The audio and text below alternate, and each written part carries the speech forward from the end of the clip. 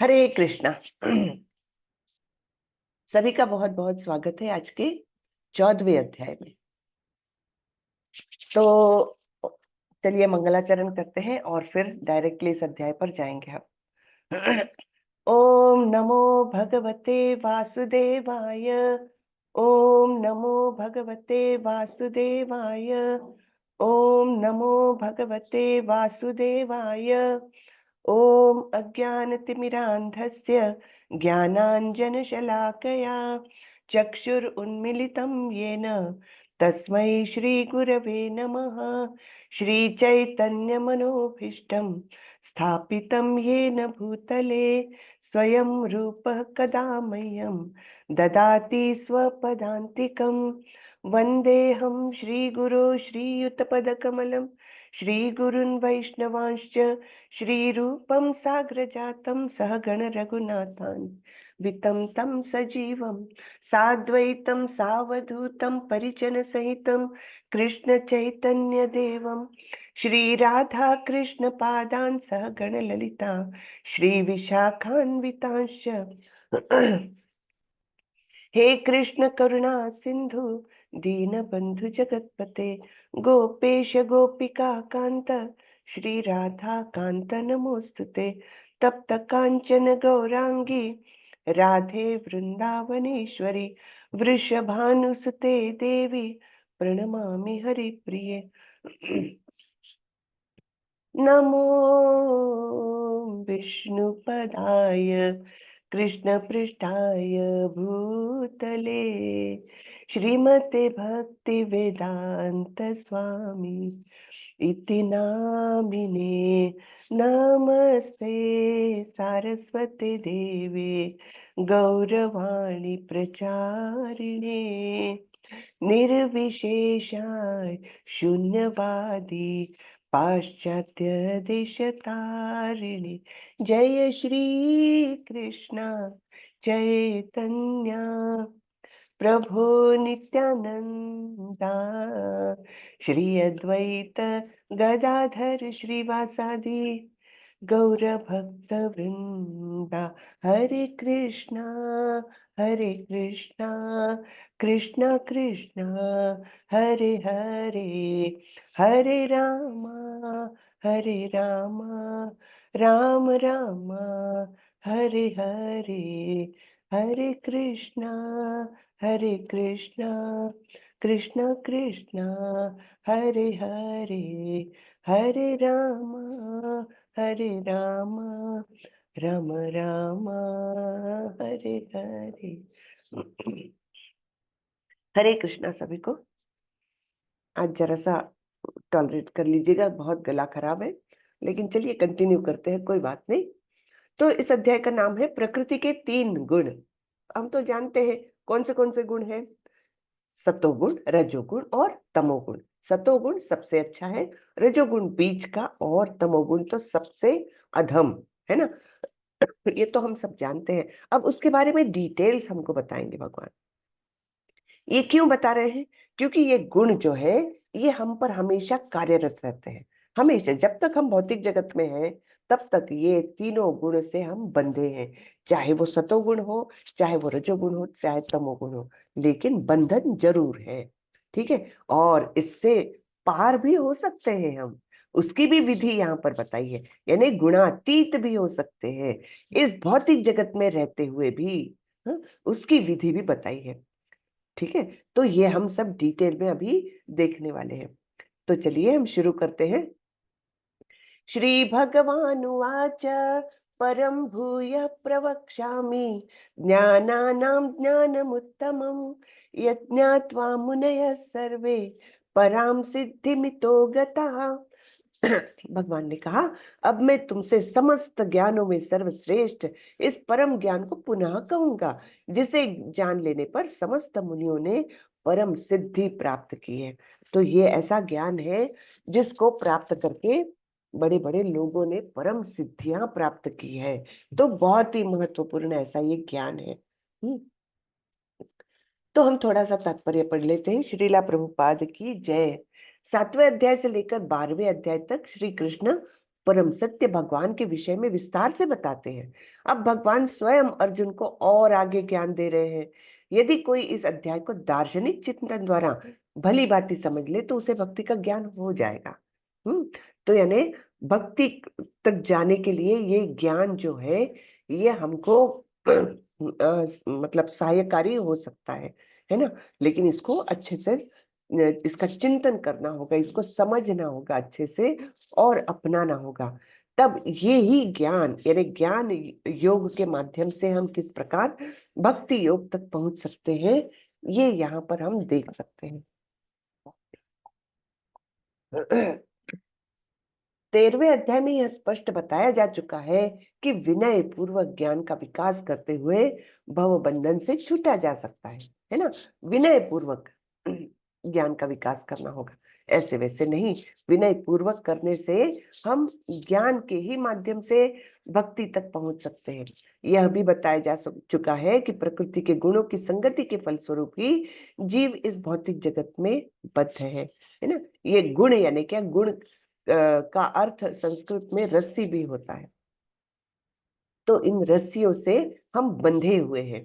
तो इसके कारण बंधे हैं, इसलिए हम बद्ध जीव कहलाते हैं और हम इसलिए भौतिक जगत में ही रहते हैं।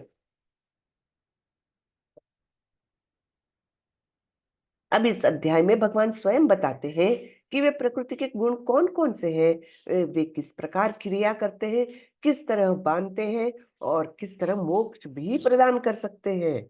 इस अध्याय में जिस ज्ञान का प्रकाश किया गया है उसे अन्य पूर्ववर्ती अध्याय में दिए गए ज्ञान से श्रेष्ठ बताया है। इस ज्ञान को प्राप्त करके अनेक मुनियों ने सिद्धि प्राप्त की और वैकुंठ लोक के भागी हुए। ठीक है। तो ये ज्ञान कैसा है, इसके माध्यम से हम परम सिद्धियां प्राप्त कर सकते हैं, भक्ति योग में रत हो सकते हैं इसको जानने से। आगे भगवान बताते हैं, इदम ज्ञानम उपाश्रित्य मम साधर्म्यमागता सर्गे पिनोपजायन्ते प्रलये न व्यथन्ति च। सॉरी।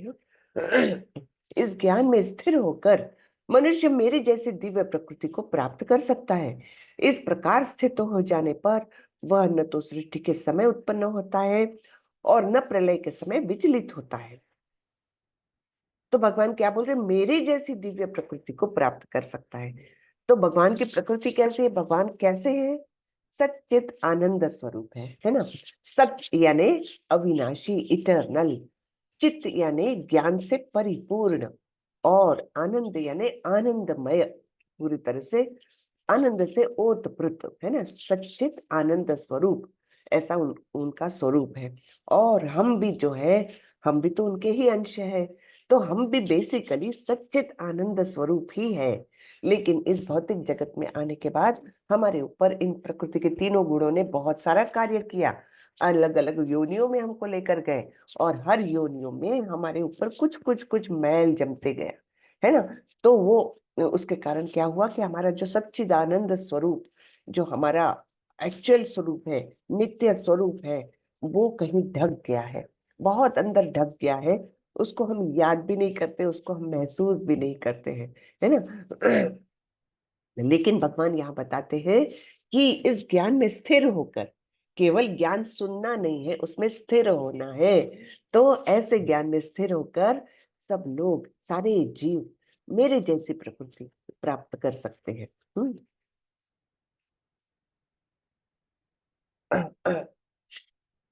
तो इस प्रकार स्थित हो जाने पर वह न तो सृष्टि के समय उत्पन्न होता है और न प्रलय के समय विचलित होता है। इसका अर्थ क्या, इसका अर्थ यह है कि वह भगवत धाम में जाता है। हमने इसके पिछले अध्याय में देखा था कि आध्यात्मिक जगत कैसा है, उसमें ना उत्पन्न होने के बारे में कुछ तकलीफें हैं, ना ही प्रलय की बातें हैं, है ना। वो सारे ही प्रलयों से वगैरह अछूता रहता है, वो अविनाशी, ऐसा वो जगत है। और जब हम इस ज्ञान में स्थित हो जाते हैं तब हम निश्चित रूप से इस आध्यात्मिक जगत को प्राप्त करते हैं। या तो वैकुंठ लोक या गोलोक वृंदावन धाम या उसी के समान अनेक प्लैनेट्स है वहां पर, है ना। अलग अलग प्लैनेट्स का पर अलग अलग भगवान के अंशों का वास है। तो हम हमारे मन चाहे धाम को हम प्राप्त कर सकते हैं, है ना। तो इस प्रकार ये ज्ञान है जो अत्यंत महत्वपूर्ण है हमारे आध्यात्मिक प्रगति के लिए। मम यो निर्महद् ब्रह्म तस्मिन् गर्म दधाम्यहम् संभवः सर्वभूतानां ततो भवति भारत। हे भरत पुत्र, ब्रह्म नामक समग्र भौतिक वस्तु जन्म का स्रोत है और मैं इसी ब्रह्म को गर्भस्थ करता हूँ जिससे समस्त जीवों का जन्म संभव है। ठीक है, ब्रह्म नामक समग्र भौतिक वस्तु, हाँ, ब्रह्म जो है वो सभी भौतिक वस्तुओं को धारण किए हुए है अपने अंदर और उसी से सब उत्पन्न होता है। लेकिन सिर्फ भौतिक वस्तु निर्माण करके कुछ होगा क्या? डेड शरीर अगर उत्पन्न कर दिया तो कुछ होगा क्या? जी नहीं, उसमें चेतना चाहिए, है ना। तो इस प्रकार वो चेतना देने वाले कौन है? चेतना देते हैं भगवान, है ना। ब्रह्म को गर्भस्थ करते हैं। ब्रह्म यानी ही प्रकृति को भी यहाँ बोला गया है। ठीक है, तो यह संसार की व्याख्या है। जो कुछ घटित होता है वह क्षेत्र तथा क्षेत्रज्ञ के संयोग से होता है ना। आप सिर्फ डेड बॉडी आके कुछ नहीं कर सकती या सिर्फ जीव आके कुछ नहीं कर सकता। तो जो कुछ होता है यहाँ पर वो कैसे होता है? भौतिक शरीर और उसमें जीवात्मा, इन दोनों के संपर्क से, इन दोनों के संयोग से ही सब कुछ इस भौतिक जगत में घटित हो रहा है, अन्यथा कुछ कुछ भी नहीं होगा, है ना। प्रकृति और जीव का यह संयोग स्वयं भगवान द्वारा संभव बनाया जाता है। महत्त्व ही समग्र ब्रह्मांड का संपूर्ण कारण है और भौतिक कारण की समग्र वस्तु जिसमें प्रकृति के तीनों गुण रहते हैं कभी कभी ब्रह्म कहलाती है। तो ये ध्यान में रखना है हमको कि ब्रह्म कभी कभी प्रकृति को भी कहा गया है, कभी महत्त्व को कहा गया है। तो अलग अलग जगह पर अलग अलग शब्दों का जो इस्तेमाल है वो उसका जो रेफरेंस है उसके अनुसार हमको वो शब्द का अर्थ लेना चाहिए, है ना। तो यहाँ पर एक बड़ा सुंदर उदाहरण प्रभुपाद जी ने दिया है। हम देखते हैं खेतों में अनेक जगह पर धान का ऐसे ढेर लगा के रखते हैं, है ना। अब ढेर लगाने के बाद कभी कभी क्या होता है उसमें से बहुत सारे बिच्छू के छोटे छोटे छोटे बच्चे बाहर आने लगते हैं। तो लोगों को क्या लगता है, अरे ये धान के अंदर है ना बिच्छू पैदा हो गया। तो अपने आप तो पैदा नहीं हुआ, है ना। एक्चुअली होता क्या है, वो मादा बिच्छू आती है, अपने अंडे वहां देती है और चले जाती है। उसके बाद वो अंडे जब मैच्योर हो जाते हैं उसके बाद वो बिच्छू निकलने चालू होते हैं और वो छोटे छोटे छोटे बच्चे बाहर निकलते धान से। लोगों को क्या लगता है धान में से बच्चे पैदा हुए, ऐसा नहीं है। वहां उसको जन्म देने वाली एक्चुअली वो मादा बिच्छू थी। वैसे ही जो प्रकृति है वो स्वयं से कुछ नहीं कर सकती, उसको गर्भस्थ करते हैं भगवान। उसके बाद वो जीवों को जन्म देती है शरीर के साथ, है ना। तो इस प्रकार ये समझने की बात है कि भगवान ही गर्भस्थ करते हैं महत्त्व को या ब्रह्म को, है ना, या प्रकृति को। गर्भस्थ करने के बाद यहाँ पर जीवों की उत्पत्ति होती है शरीर के साथ, यानी भौतिक चीजों का आवरण और अंदर जीवात्मा। ऐसा ये निर्माण होता है भगवान भगवान के गर्भस्थ करने के कारण। सर्वयोनिषु कौन्तेय मूर्तयः संभवन्ति यः तासां ब्रह्म महद् योनिर् अहम बीज प्रद पिता। हे कुंती पुत्र, तुम यह समझ लो कि समस्त प्रकार की जीव योनियां इस भौतिक प्रकृति में जन्म द्वारा संभव है और मैं उनका बीज प्रदाता पिता हूँ। तो ये हमको समझना चाहिए कि सारी ही जीव योनियां इस भौतिक प्रकृति में जन्म कैसे लेती है? जब भगवान उनको गर्भस्थ करते हैं, यानी भगवान हमारे बीज प्रदाता पिता है सभी चीजों के। हम्म अब यहाँ से भगवान चालू कर रहे हैं सत्व रज और तमोगुण, इनके बारे में विस्तार से बताना अभी चालू करेंगे, है ना। तो सत्वम रजस्तम इति गुणाः प्रकृति संभवः निबंधन्ति महाबाहो देहे देहिनम व्ययम। भौतिक प्रकृति तीन गुणों से युक्त है, ये है सतो रजो तथा तमोगुण। हे महाबाहु अर्जुन, जब शाश्वत जीव प्रकृति के संसर्ग में आता है तो वह इन गुणों से बंध जाता है। जब भी कोई भी जीव इस प्रकृति में जन्म लेता है तो वह इन गुणों से बंधा रहता है ना। अब सत्व गुण कैसा दिखता है, कैसा उसका क्या किस चीज से बांधता है हमको भौतिक जगत में, इस प्रकार ये सब हमको ज्ञान अभी भगवान देने वाले हैं। क्या बोल रहे हैं भगवान? तत्र सत्वम निर्मलत्वा प्रकाशकमनामयं सुख संगेन बध्नाति ज्ञान संगेन चानघ। हे निष्पाप, अनघ यानी निष्पाप। हाँ, तो भगवान अर्जुन को अनघ यानी निष्पाप करके संबोधित कर रहे हैं, है ना। जिसके अंदर पाप होगा, पापों का जो जमावड़ा है वो अगर है, तो उसको ये ज्ञान कभी नहीं मिलेगा, है ना। तो जब पापों का क्षालन हो जाता है उसके बाद ये ज्ञान जो है हम ग्रहण कर सकते हैं, नहीं तो केवल शब्द रह जाते हो, उसको हम ग्रहण नहीं कर सकते। तो ये अर्जुन के लिए संबोधन है निष्पाप, यानी तुम पापों से रहित हो। जब पापों से रहित हो जाओगे तभी तो शुद्ध सत्व में जाओगे, भक्ति में जाओगे, है ना। तो ऑलरेडी अर्जुन उस स्थिति में है। सत्वगुण अन्य गुणों की अपेक्षा अधिक शुद्ध होने के कारण प्रकाश प्रदान करने वाला और मनुष्य को सारे पाप कर्मों से मुक्त करने वाला है। तो सबसे अच्छा है ये। जैसे कि एक ए ग्रेड जेल है ना, ए ग्रेड जेल में क्या मिलता है? अच्छा बिस्तर ठीक ठाक मिल जाएगा, खाना अच्छा मिल जाएगा, टीवी मिल जाएगा, मनोरंजन के लिए किताबें मिल जाएगी, और भी सुख सुविधाएं जो है सब मिल जाएगी। लेकिन है तो जेल, है ना, जेल के बाहर तो नहीं जा सकते। तो इस प्रकार इस जेल का भी वर्णन हो रहा है। तो ऐसे सत्वगुण में क्या होता है, ये बाकी दो गुणों की अपेक्षा ये बेटर है। यानी बी ग्रेड जेल और सी ग्रेड जेल से इसमें ज्यादा सुविधाएं हैं निश्चित रूप से, है ना। और ये अधिक शुद्ध है, इसलिए ये प्रकाश देता है। और इसमें रहकर धीरे धीरे मनुष्य सारे पाप कर्मों से मुक्त हो जाता है। जो लोग इस गुण में स्थित है वे सुख तथा ज्ञान के भाव से बंध जाते हैं। तो बंधन किसका है यहाँ पर? बंधन है यहाँ सुख और ज्ञान के भाव का। हाँ, कि मैं बहुत सुखी हूँ। बहुत लोग आपको ऐसे मिलेंगे, मैंने तो पर्सनली देखे हैं ऐसे लोग जो बोलते हैं मेरा जीवन बहुत अच्छा है, ऐसा जन्म अगर मुझे बार बार भी मिले तो मैं बहुत खुश हूं, है ना। यानी इस जीवन के ऊपर कुछ है, इसका उनको आभास ही नहीं है, है ना। तो ऐसे लोग क्या है, सुख तथा ज्ञान के भाव से ये लोग ज्ञानी भी रहते हैं। जैसे कोई कोई प्रोफेसर्स होते हैं, कोई डॉक्टर्स होते हैं, तो वो ज्ञानी तो रहते हैं दूसरे सामान्य जनों की अपेक्षा।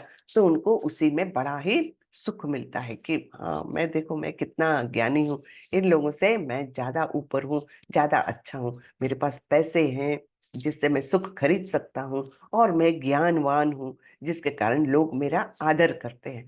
तो ये भाव से वो बंधे रह जाते हैं। ठीक है।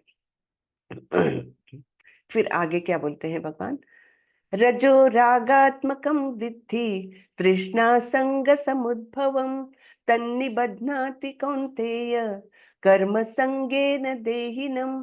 हे कुंती पुत्र, रजोगुण की उत्पत्ति असीम आकांक्षाओं तथा तृष्णाओं से होती है, और इसी के कारण से यह देवधारी जीव सकाम कर्मों से बंध जाता है। ठीक है। तो इसकी उत्पत्ति कहाँ से हुई है? असीम आकांक्षाओं से। उनकी इच्छाएं कभी खत्म नहीं होती, है ना। उनकी तृष्णा कभी खत्म नहीं होती। तृष्णा कैसी? कि मुझे ये अचीव करना है, मुझे ये बनना है, मैं और बड़ा ऑफिसर बनना चाहता हूँ, है ना। ये सब तृष्णा उनके अंदर, मेरा घर और बड़ा चाहिए, हाँ मेरी कार और बड़ी चाहिए, कभी उनकी तृप्ति नहीं होती। और इस एक इच्छा को पूरी करते करते करते वे सारा जीवन गधे के समान मेहनत करते हैं, है ना। गधा मेहनत कहाँ है, प्रभुपाद जी ने इसको। ठीक है। तो ये लोग क्या करते हैं? पैसा कमाना है और पैसा कमाना है, बहुत ज्यादा पैसा कमाना है, मेरी 7 पीढ़ियां बैठ करके खा ले, इतना धन इकट्ठा करना है ना। इस प्रकार की उनकी आकांक्षाएं कभी खत्म नहीं होती, और वे सकाम कर्मों से बंध जाते हैं। रजोगुणी लोग सुख और ज्ञान के भाव से बनते हैं, और ये सॉरी सत्वगुणी लोग सुख और ज्ञान के भाव से बनते हैं, और रजोगुणी लोग सकाम कर्मों से बनते हैं। सॉरी, बहुत बहुत सॉरी।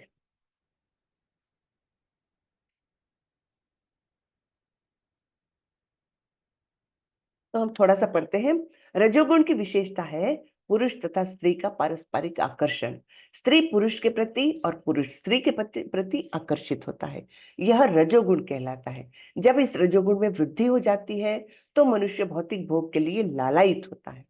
हाँ, तो रजोगुण की वृद्धि जब हो जाती है तो भौतिक उसको सब इंद्रिय तृप्ति की ओर वो बहुत लालायित होता है, बहुत भौतिक भोग करने की उसकी इच्छाएं हो जाती है, वह इंद्रिय तृप्ति चाहता है। इस इंद्रिय तृप्ति के लिए वह रजोगुणी मनुष्य समाज में या राष्ट्र में सम्मान चाहता है और सुंदर संतान, स्त्री तथा घर सहित सुखी परिवार चाहता है ना। तो बाहर के दुनिया में उसको चाहिए मान सम्मान, और घर में चाहिए उसको सुंदर बच्चे, आज्ञाकारी बच्चे, अच्छी स्त्री, है ना, बड़ा घर, ये सब चाहिए। ये उसके रजोगुण के इंडिकेशंस है, ये सब रजोगुण के प्रतिफल है। जब तक मनुष्य इनकी लालसा करता रहता है तब तक उसे कठिन श्रम करना पड़ता है। अब ये सब अपने आप तो नहीं आता, तो उसके लिए वो बहुत मेहनत करता है ना। सुबह से लेकर रात तक वो ऑफिस में मेहनत करता है जिससे मुझे प्रमोशन मिल जाए, जिससे मैं मेरे बॉस के आंखों में, मतलब नजरों में आ जाऊं, और फिर मुझे वो तरक्की कराते हैं ना। इस प्रकार से वो लगा रहता है। रजोगुणी लोग सकाम कर्मों से बंधे रहते हैं। हाँ, तमस्त्वं ज्ञानजं विद्धि मोहनम सर्वदेहिनां प्रमादालस्य निद्राभिस्तन्निबध्नाति भारत। हे भरत पुत्र, तुम जान लो कि अज्ञान से उत्पन्न तमोगुण समस्त देहधारी जीवों का मोह है। इस गुण के प्रतिफल पागलपन यानी प्रमाद, यानी क्या, आपराधिक वृत्ति, है ना, आलस तथा नींद है, जो बद्ध जीव को बांधते हैं। तो ये कौन से बंधन में है? पागलपन, आलस, नींद, है ना, ये सब है तमोगुण के लक्षण। बाकी लोग भी सोते हैं। अब आप बोलोगे नींद क्यों? नींद तो सबको आवश्यक है, बिल्कुल है, लेकिन सब लोग कैसे, जितनी आवश्यक है उतनी नींद ले लेते हैं। लेकिन ये लोग जब समय मिले तब सो जाते हैं। ठीक है, समय मिलना क्या, नींद लेते हैं इसलिए उनको समय नहीं मिलता। तो जनरली ये तीनों गुणों का इंडिकेशन कहाँ से मिल सकता है हमको? जब किसी के पास खाली समय हो तब वह व्यक्ति क्या करता है, ये इंडिकेशन है कि वो कौन से गुण से प्रधानतः बंधा है। किसी में भी एकदम 100% तो कुछ नहीं होगा, है ना, मिश्रण होता है, लेकिन ज्यादा कौन सा गुण है वो हम उसके लीजर टाइम की एक्टिविटीज से जान सकते हैं। जैसे कुछ समय खाली मिला तो सत्वगुणी आदमी क्या करेगा, एक अच्छी सी किताब लेकर पढ़ने लग जाएगी। मजा आ रहा है ना, पढ़ने में उसको अच्छा आनंद है, अच्छे उसके टेस्ट जो बोलते हैं ना, हायर टेस्ट, वो सत्वगुणी के रहेंगे। रजोगुणी व्यक्ति क्या करेगा, अच्छा खाली समय मिला है तो चलो मैं थोड़ा शेयर मार्केट का देख लूं, थोड़ा पैसे का हिसाब कर लूं, है ना, या इस टाइप की एक्टिविटीज उसकी रहेगी, जो उसको, यानी उसकी धन वृद्धि या इंद्रिय तृप्ति की ओर उसको थोड़ा और समय वो दे सके, है ना। ये रजोगुणी व्यक्ति करेगा। और तमोगुणी व्यक्ति के पास अगर समय है, निश्चित रूप से वो क्या करेगा, सो जाएगा, है ना। नींद आई नहीं भी तब भी वो आलस के साथ बिस्तर पे पड़ा रहेगा, ये बिल्कुल उसका इंडिकेशन रहेगा। तो लीजर टाइम की एक्टिविटीज, उसके पास एकदम बंधन नहीं है इस समय में यही करना है, तब उस व्यक्ति का क्या एक्टिविटी है, ये इंडिकेट करता है कि उस पर कौन सा गुण हावी है ना। तो यहाँ पर हमने देखा पागलपन, आलस और नींद ये तमोगुणी व्यक्ति के मतलब बांधने के साधन है ना। ये बद्ध जीव को बांधते हैं इस भौतिक जगत में। आगे बोलते हैं, सत्वम सुखे संजयति रजः कर्माणि भारत ज्ञानमावृत्य तु तमः प्रमादे संजयत्युत। हे भरत पुत्र, सत्वगुण मनुष्य को सुख से बांधता है, रजोगुण सकाम कर्म से बांधता है, और तमोगुण मनुष्य के ज्ञान को ढककर उसे पागलपन से बांधता है। यानी पिछले 3 श्लोकों का ये सारांश यहाँ पर भगवान ने दिया है। सतोगुण को सुख बांधता है, रजोगुणी के सकाम कर्म बांधता है, और तमोगुणी को उसका पागलपन बांधता है। फिर रजस तमश्चाभिभूय सत्वं भवति भारत रजः सत्वं तमश्चैव तमः सत्वं रजस्तथा। हे भरत पुत्र, कभी कभी सतोगुण रजोगुण तथा तमोगुण को परास्त करके प्रधान बन जाता है, तो कभी तमोगुण सतो तथा तमोगुण को परास्त कर देता है, और कभी ऐसा होता है कि तमोगुण सतो तथा रजोगुण को परास्त कर देता है। इस प्रकार श्रेष्ठता के लिए निरंतर स्पर्धा चलती रहती है। तो यहाँ पर बताया है कि ये गुण ऐसे नहीं है कि अपने अपने स्थान पर बैठे हैं और शांति से बैठे हैं, जब जिस व्यक्ति को उस गुण से बनना है तो बन जाता है, ऐसा नहीं। इनमें रस्सी खेच चलती रहती है ना। तमोगुण बोलता है मेरी तरफ आओ, रजोगुण बोलता है मेरी तरफ आओ, और सत्वगुण बोलता है मेरी तरफ आओ। तो कभी कभी सत्वगुण ज्यादा पावरफुल हो जाता है, तो रजोगुण तमोगुण थोड़े से कमजोर पड़ जाते हैं। कभी मतलब हर एक गुण कभी कभी ज्यादा प्रभावी बन जाता है किसी व्यक्ति पर। जैसे हम देखते हैं समय के साथ भी, दिन का समय है तो पूरे सवेरे के समय एक गुण रहेगा हावी। जनरली सवेरे के समय सत्व गुण हावी रहता है सभी नॉर्मल व्यक्ति पर, तमोगुणी का छोड़ दीजिए। लेकिन जनरली ऐसे सत्व गुण जो है वो सवेरे का समय है सत्व गुण का। इसलिए ब्रह्म मुहूर्त पर हम लोग आरती करते हैं, भगवान की पूजा करते हैं और जप करते हैं। क्यों? क्योंकि वातावरण में ही सत्व गुण है, तो उसको जरा और पुश मिल जाता है हमारी आध्यात्मिक एक्टिविटीज को, है ना। हमारे पूर्वज भी देखिए, आपको याद होगा, आपके घरों में भी सवेरे सवेरे पूजा करते हैं, सवेरे सवेरे जो अच्छे काम है वो करते हैं। क्यों? क्योंकि उसको पुश मिलता है कि और अच्छी तरह से वो कर सकते हैं। वही आप दोपहर को करना चाहोगे तो मन नहीं लगता, रात को तो बिल्कुल नहीं मन लगता जप में। तो क्यों? क्योंकि ये वातावरण में ही अलग अलग गुणों का प्रभाव दिखता है ना।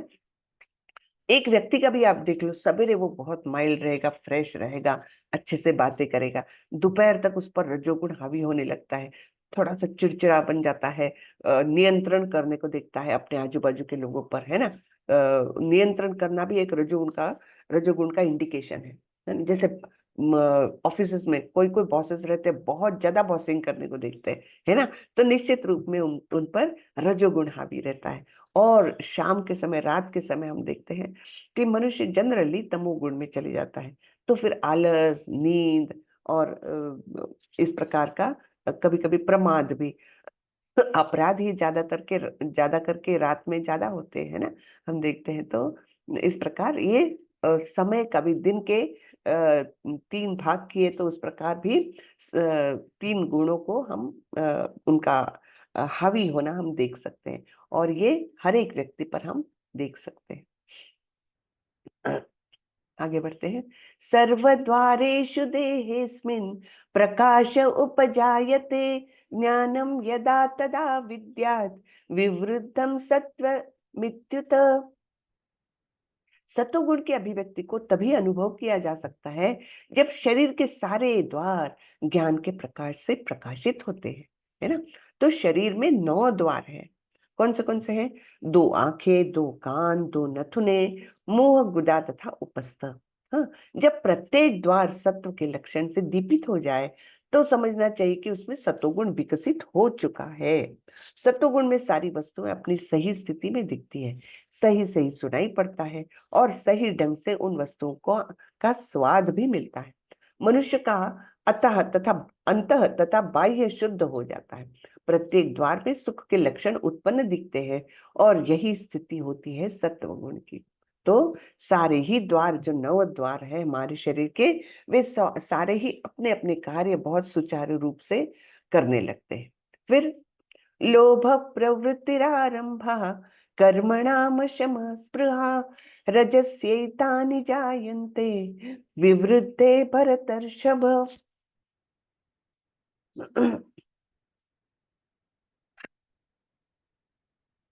मुझे लगता है आज की क्लास फ्री नहीं होगी, हम कल कंटिन्यू करेंगे, कोई बात नहीं, क्योंकि मुझे बोलने में काफी तकलीफ हो रही है।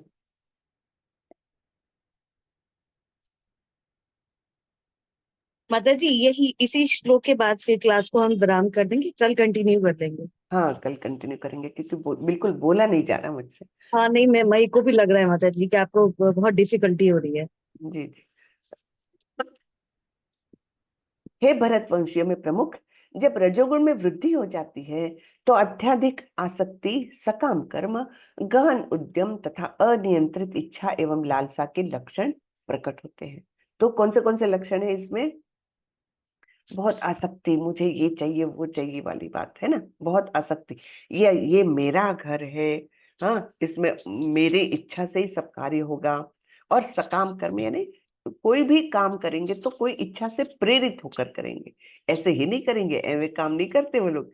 सकाम कर्म से प्रेरित होते हैं, यानी कोई इच्छा से प्रेरित होकर काम करते हैं। फिर गहन उद्यम, ऐसे लोग बड़े मेहनती लगते हैं अपने को, हाँ, बहुत काम करते हैं। ऑफिस में जाते हैं तो सबसे पहले जाएंगे, सबसे आखिरी में निकलेंगे, दिन भर अच्छे से काम करेंगे। ये सब गहन उद्यम, ये उनकी एकदम अच्छी बात है एक्चुअली। लेकिन किस लिए काम करते हैं? सकाम होता है।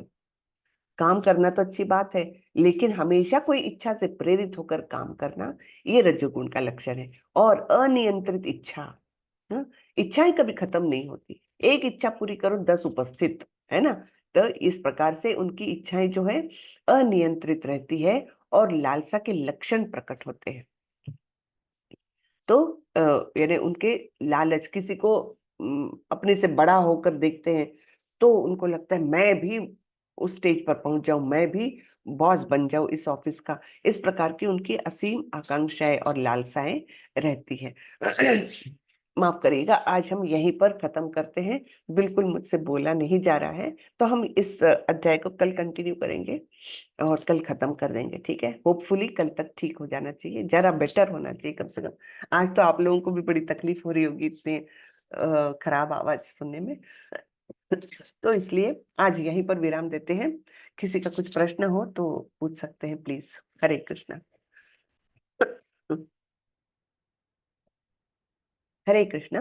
हरे कृष्णा माता जी, दंड प्रणाम। हरे कृष्णा माता जी। दंडवत प्रणाम प्रभु। आज बहुत रिलैक्स ही कर लीजिए माता जी। हाँ, हाँ, रिलैक्स कर थोड़ा, लीजिए, थोड़ा गुनगुने पानी का गरारा करिए। हाँ वो तो कर रही हूँ, लेकिन ठीक है। कल से तो बोले काफी बेटर हूँ, कल तो बहुत ही ज्यादा, आज कम से कम बात हो रही है, लेकिन ज्यादा नहीं हो रही। तो चलिए आज ये हम आज का सत्र यहीं खत्म कर देते हैं। चलिए। वाचा कल्पतरुभ्यश्च कृपा सिन्धुभ्यैव च पतितानां पावनेभ्यो वैष्णवेभ्यो नमो नमः। अनंत कोटि वैष्णव वृंद की जय। श्रीला जय। प्रभुपाद जय की जय। हरे हरे जय। कृष्ण। हरे हरे कृष्ण हरे माता जी, कृष्ण हरे दंडवत हरे प्रणाम। कृष्ण। हरे कृष्ण सभी वैष्णव भक्तों को। हरे हरि हरे बोल। कृष्ण। हरे कृष्ण।